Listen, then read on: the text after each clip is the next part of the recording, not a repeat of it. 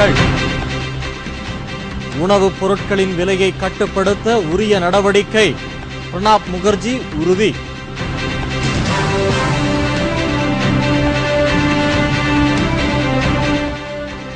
அகமதாபாத்தில் 10 வெடிகுண்டுகளுடன் தீவிரவாதி கைது.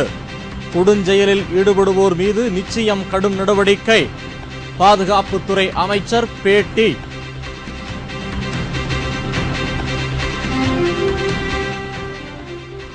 ஊழலை எதிர்த்து போராட ஒவ்வொரு குடிமகனுக்கும் உரிமை உண்டு. உச்சநீதிமன்றத்தில் வழக்கு தொடரவும் அண்ணா ஹசாரே முடிவு.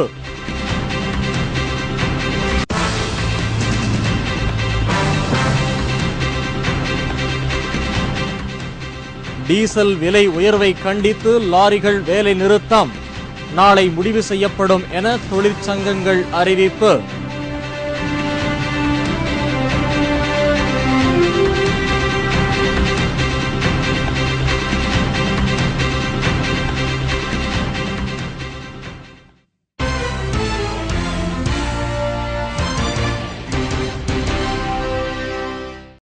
வணக்கம். வணக்கம். விரிவான செய்திகள்.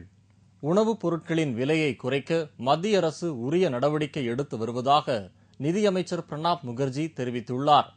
கொல்கத்தாவில் இன்று செய்தியாளர்களிடம் பேசிய பிரணாப் முகர்ஜி, குறிப்பிட்ட காரணங்களுக்காக உணவுப் பொருட்களின் விலை உயர்ந்துள்ளது என்றும் அவற்றின் விலையை குறைக்க அரசு தீவிர நடவடிக்கை எடுத்து வருவதாகவும் கூறினார்.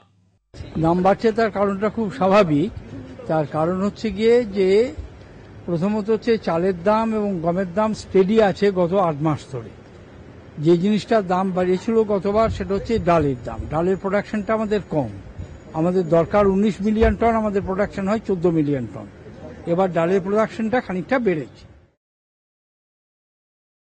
மும்பை குண்டுவெடிப்பு சம்பவத்தால் நாடு முழுவதும் தீவிர தேடுதல் வேட்டை நடத்தியதன் பலனாக அகமதாபாத்தில் இன்று 10 வெடிகுண்டுகளோடு தீவிரவாதி ஒருவன் கைது செய்யப்பட்டார். மும்பையில் கடந்த புதன் அன்று 19 பேரின் உயிரை பலி கொண்ட தொடர் குண்டுவெடிப்பு சதியில் இந்தியன் முஜாஹிதீன் இயக்க தீவிரவாதிகளுக்கு தொடர்பு இருப்பதை மும்பை தீவிரவாத தடுப்பு போலீசார் கண்டுபிடித்துள்ளனர். இதனால் ஏற்கனவே பல்வேறு சிறைகளில் அடைக்கப்பட்டிருக்கும் அந்த இயக்கத்தை சேர்ந்த தீவிரவாதிகளிடம் போலீசார் தீவிர விசாரணை நடத்தி வருகிறார்கள்.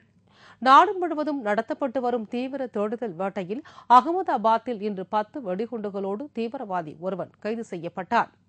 அவனிடமிருந்து கைப்பற்றப்பட்ட 10 வெடிகுண்டுகளும் போலீசாரால் செயலிழக்க செய்யப்பட்டன. करीबन अभी मॉर्निंग में तो 10 बम मिले हैं और रात में एक बम और मिला था. இதனிடையே கேரள மாநிலம் ஆலப்புழாவில் இன்று செய்தியாளர்களிடம் பேசிய பாதுகாப்புத்துறை அமைச்சர் கே அந்தோணி, வெடிகுண்டு வைப்பது போன்ற காட்டுமிராண்டித்தனமான செயலில் ஈடுபடுவோர் நிச்சயம் தண்டிக்கப்படுவார்கள் என்று எச்சரித்தார். ആരൊക്കെ പ്രവർത്തിച്ചിട്ടുണ്ടോ അവർ ഇന്ത്യക്ക് അകത്തായാലും പുറത്തായാലും ആ ദുഷ്ടശക്തികളെ മുഴുവൻ കണ്ടെത്തി അവരെ നിയമത്തിൻ്റെ ഹസ്തങ്ങൾ ഏൽപ്പിക്കുക, തക്കതായ ശിക്ഷ നൽകുക, അതിനുള്ള അന്വേഷണ നടപടികൾ അതിശക്തമായിട്ട് മുന്നോട്ട് പോകുന്നുണ്ട്. இதனிடையே மும்பை குண்டுவெடிப்பு சம்பவம் தொடர்பாக ரியாசுல் என்ற நபரை பீகாரில் இன்று போலீசார் கைது செய்து விசாரணை நடத்தி வருகின்றனர். ஊழலை எதிர்த்து போராட நாட்டின் ஒவ்வொரு குடிமகனுக்கும் உரிமை உண்டு என்று சமூக சேவகர் அண்ணா ஹசாரே கூறியுள்ளார்.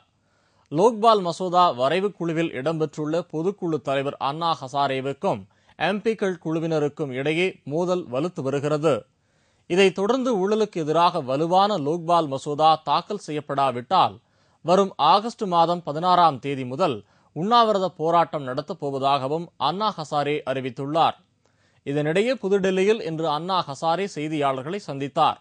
அப்போது ஊழலுக்கு எதிராக போராட நாட்டின் ஒவ்வொரு குடிமகனுக்கும் உரிமை உண்டு என்றும் அதற்காக நாளை உச்சநீதிமன்றத்தை அணுகப் போவதாகவும் அவர் கூறியுள்ளார். कल हम सुप्रीम कोर्ट में जाएंगे और उच्च न्यायाधीश साहब को बताएंगे कि संविधान ने हर एक नागरिक को अधिकार दिया है आंदोलन करने के, वो उसका हक है। अन्याय अत्याचार के बारे में समाज पर, देश पर अन्याय होता है, उस टाइम पर जनता आंदोलन कर सकती है, ये संविधान उसको अधिकार दिए है.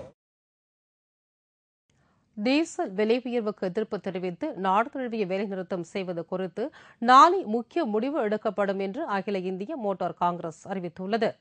கர்நாடக மாநிலம் ஜூபிலியில் அகில இந்திய மோட்டார் காங்கிரசின் 2 நாள் மாநாடு நாளை தொடங்குகிறது. இந்த மாநாட்டில் டீசல் விலை உயர்வுக்கு எதிர்ப்பு தெரிவிப்பது குறித்து முடிவு எடுக்கப்பட உள்ளது.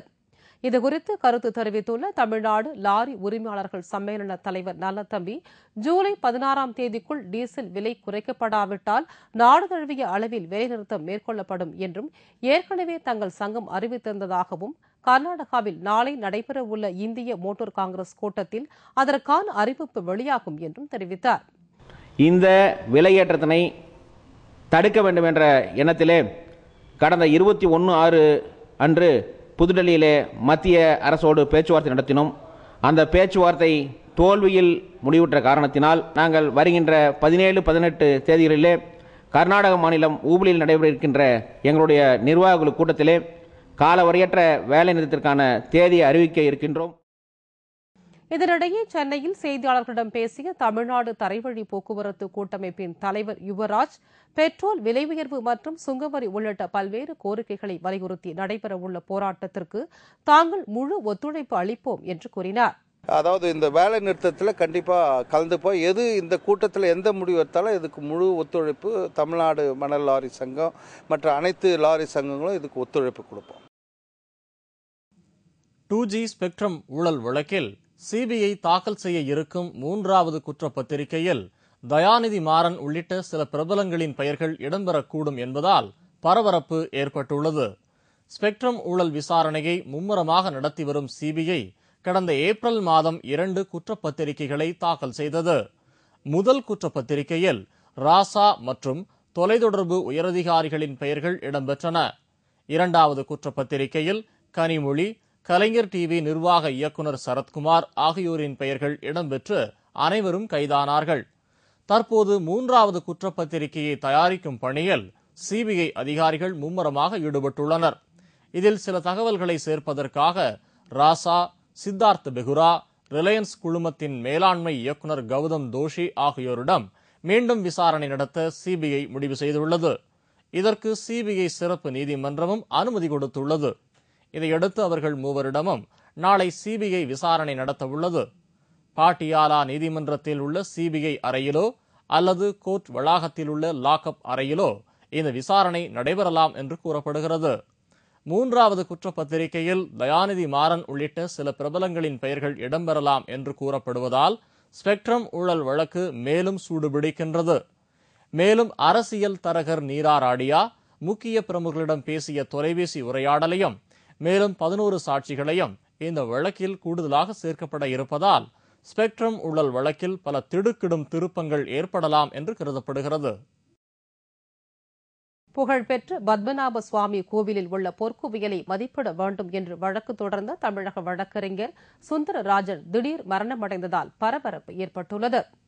பத்மநாப சுவாமி கோவிலில் உள்ள பாதாள அறைகளில் குவிந்து கிடக்கும் தங்க பொக்கிஷங்களை மதிப்பிட்டு உரிய பாதுகாப்பு அளிக்க வேண்டும் என்று சுந்தரராஜன் உச்சநீதிமன்றத்தில் வழக்கு தொடர்ந்தார். நெல்லை மாவட்டம் அம்பையை பூர்வீகமாக கொண்ட இவர் திருவனந்தபுரத்தில் வசித்து வந்தார். இவர் தொடர்ந்த வழக்கில்தான் பத்மநாப சுவாமி கோவிலின் தங்க குவியலை மதிப்பீடு செய்ய உச்சநீதிமன்றம் உத்தரவிட்டது. இந்த உத்தரவின்படி கோவிலில் உள்ள பாதாள அறைகளில் 5 அறைகள் திறக்கப்பட்டு அதில் குவிந்து கிடந்த தங்க பொக்கிஷங்கள் மதிப்பிடப்பட்டு வருகின்றன.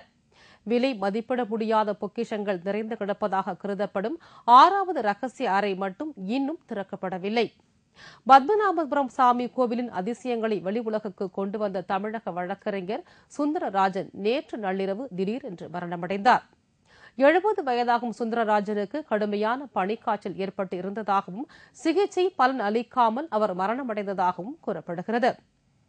பத்மநாப சுவாமி கோவிலின் மர்மங்கள் வெளிவந்து பெரும் பரபரப்பை ஏற்படுத்தி வரும் நிலையில் அதற்கு காரணமான சுந்தரராஜன் திடீர் மரணமடைந்தது அதிர்ச்சியையும் சர்ச்சையையும் ஏற்படுத்தியுள்ளது.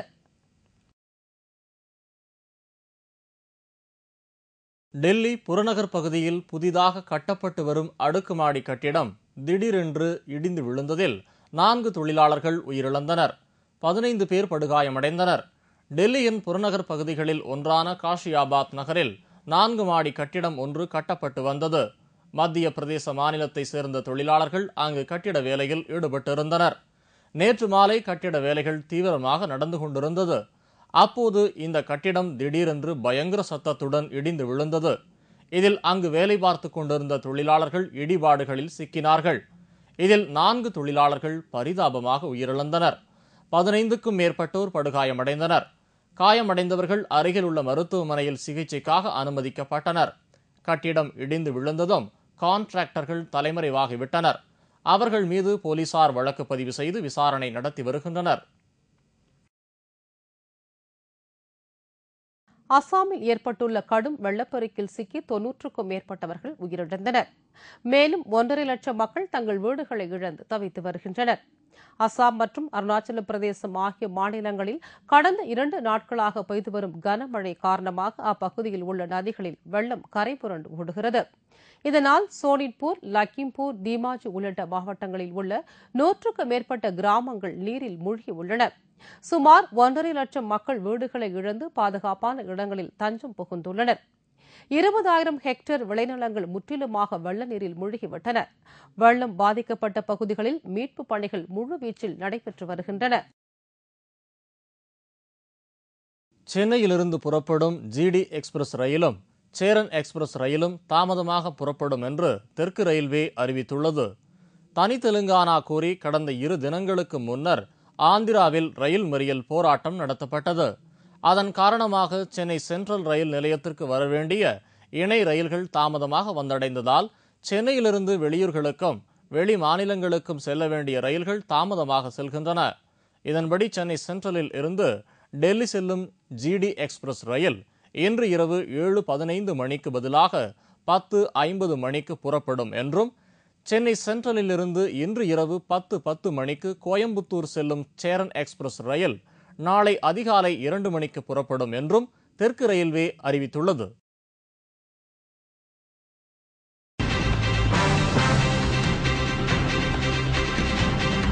விமான நிலைய விரிவாக்க திட்டத்திற்கு எதிர்ப்பு. கோவையில் பொதுமக்கள் வடிப்பிச்சை ஏந்தி நூதன போராட்டம்.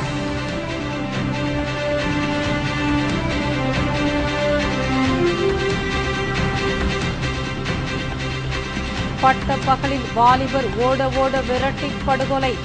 கடலூரில் மர்ம கும்பல் வெறிச்செயல். மற்றும் பல செய்திகள் விளம்பர இடைவேளைக்கு பிறகு.